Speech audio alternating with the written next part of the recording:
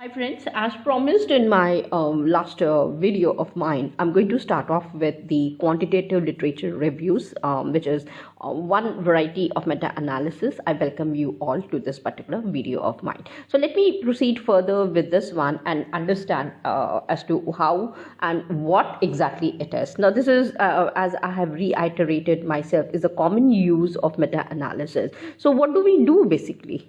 Under this quantitative literature reviews. Here, first and foremost, I'm going to collect good number of papers. Minimum would be 100. Maximum is your how much literature review you would like to do it. My recommendation and suggestion is that don't just restrict yourself to just one domain itself. For example, if you are planning, if you belong to, let's say, a management department and you are planning to do the research, especially with meta-analysis, don't just focus only on the management. Move towards the other domains of knowledge like law. It can be sociology, anthropology. You can pick up some other domain also similarly, and you can see as to how those variables, if you have discovered your variables already, are interlinked with the other domains, and can you find out something new which gives strength to your own model. That's number one that I'm looking for. So first spend some time with your own domain and then proceed further if with the other departments also of the knowledge. That's number one. Number two, you will have to always remember, you need to remember that while you are reviewing the articles, okay, we need to select a research finding. Number one, what exactly are you really looking forward through the meta-analysis? You understood what I mean to say? So for example, if I want to find out about something, I know that yes, somehow my intuition is telling me that yes, this is available somewhere. For example, let's say I really want to understand what is the management or the product or the customer attitude towards let's say buying a mask during the times of corona. Now when I went and I saw that everybody is using a mask to cover their noses, I was thinking, why is it that I did not approach a Jaini person who cover, I mean, that particular religion, if you see, whether they are the Digambar Jains or Shwetambar Jains, they are always, covered. And I really wanted to find out from them, what kind of a mask are you wearing? So, is it better than these ones which are available in the medical or the pharmaceutical stores for me, or the kind of things? Because, you see, they are not. So, my comparative study began with that. Looking at Jainism, what kind of mask they are wearing, what kind of cloth is required, and whether it is really helpful for them to protect themselves from insects or whatever, and I myself was in discussion with some of the spiritual leaders to find out the importance of mask. It's not necessary that only while I'm suffering from coronavirus I need to cover my nose. What about the other times also, in order to see that yes, my body or I'm taking care of well-being of my own self, number one. Number two, how to keep myself healthy. So I really had discovered certain things, and that was a difference. So you can understand. So I did not restrict myself just to the management of how to deal with the mask or the medicinal values or those recommendations suggested by doctors. And on Facebook I saw that one of the clipping was that why I should use a mask, being a female, if I'm able to cover my nose like Muslims do, they cover their head. So with little bit of pull with the dupattas, or you can say the stoles or the shawl, they are able to cover their faces also while they are driving or the scooters or motorbikes. I have seen the young girls doing it. So that is another area that yes, from sociological point of view, you can look and you can study and understand. Now I hope you are able to connect from where I am coming in. So you are able to understand, you're selecting a research finding and you want to establish the effect. Okay, now effect, I'm placing it in double quotes so that I'm able to understand that yes, this is the effect that I need to investigate further. in the primary research. I'm not talking about the secondary research, I'm talking about the primary research. So it can be empirical studies for you. You can proceed further with that, number one, or you can take survey, you can do questionnaire, all those primary researchers. I would also say that yes, before proceeding, go ahead with the qualitative analysis, ethnography, phenomenology, or you can even do narrative analysis. Discourse analysis is also there, which is a wonderful tool, and I love these tools like anything, because you are talking to the individuals, to the human beings, and you are able to retrieve so much of information. Come back home, do the coding, do the journaling part of it if you are aware how to do the qualitative research. I'm not talking about those things which are mentioned by Creswell or all those people, the standard books. No, I'm talking about the real qualitative analysis that are being taught in the universities to our students also, that we keep doing it. So you have to start with those kind of investigations through the primary research, and then proceed further.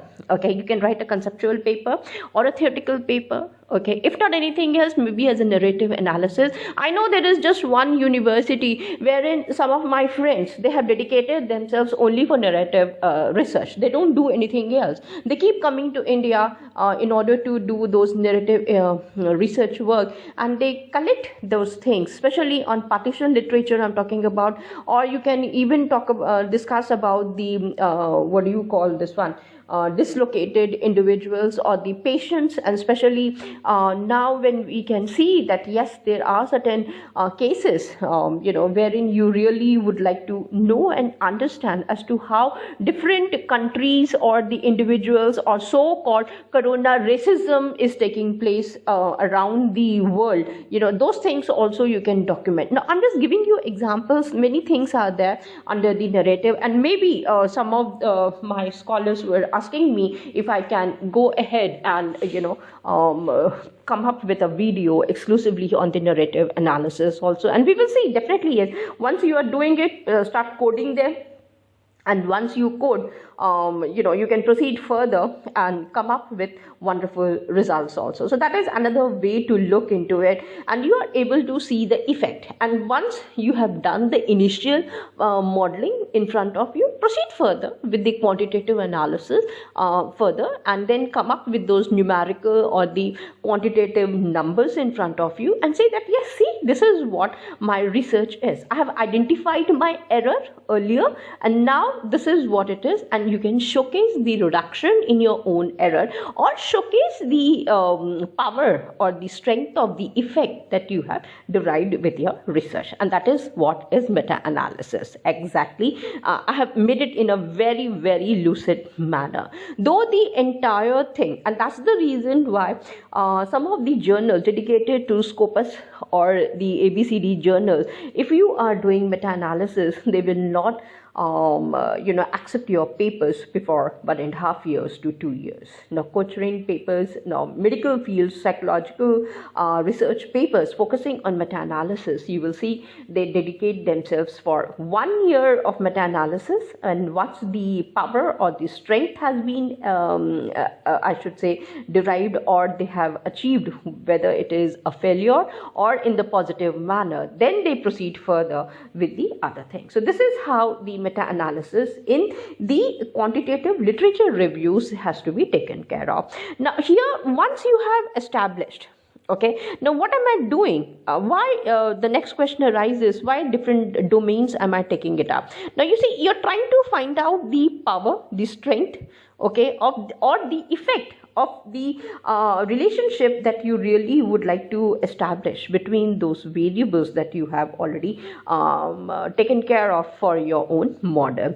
Now here what happens is that why just one? Now you want to find out, is it true? Is it valid? Not just because you have to generalize your theory, right? Now, through these investigations, the results are there, the output is there for you. You move forward, okay, after studying the various domains, different circumstances, that's what we would call it as. Now, here they don't even recommend 1 or 2 or 3. They ask you to do large number of different circumstances. Now, you see, when I'm looking, now, for example, if I want, I would not restrict myself that, okay, these are the two industries or these are the only sectors for me from where I have to take care. If I have to understand the, I should say, customer attitude towards something or customer behavior towards something, I would be focusing. Why just restrict myself from the management? What the law is saying, what the sociology says, what the anthropological, historical anthropology tells me. You see, and towards that particular product, what was the history of the customer's behavior towards it? What is the neurological evidences that are? And now with the latest thing, which is the neural network, you can further move ahead. And that's the wonderful area which Python and R had given to us. And we can definitely come up with awesome results also side by side, once we have taken care of. And then it's not just the descriptive or the predictive with the regressions that you're going to do it. You can proceed further and prescribe very well that, see, this is where my model is, and then just establish yourself into your own domain and see what kind of results you are able to come up. So that's the lucid introduction about the first variety of the meta-analysis. After that, what happens? Now, the meta-analysis, you see, it's not just, it is a complete pyramid which is available, and I need to keep on filtering. I have done, let's say, 5,000 articles I have collected from different domains. Now, once they have been done, I go to the next level. I just take away, remove those articles from or the research papers or the websites or even whatever is irrelevant for me. I just throw them out, ignore them, and I'm just narrowing further. Then the next level, then the next level. So like that, you are trying to come up with a upside down funnel for yourself, and then you are proceeding. Now, this is exactly how the meta-analysis is done, and you proceed further. So what happens overall? Now, here you will see you are able to come up and describe your own, I would say, strength or the power which is there for the effect that you are going to showcase it. Whether I'm not going to comment anything, whether it is exclusively the moderating effect I'm talking about or the mediation effect that I'm talking about. And we will see in meta-analysis whether both of them we are interested, or should I just focus only on moderating or only on mediating, or moderating, mediating, or it has to be mediate, moderating. So let's see and find out as to how this particular effect is also understood and what is the strength of it and how beautiful it is. Now, once you have showcased the strength of it, then with the further part you can identify. Here you are just trying to see with the meta-analysis, you are just trying to showcase the effect of those variables.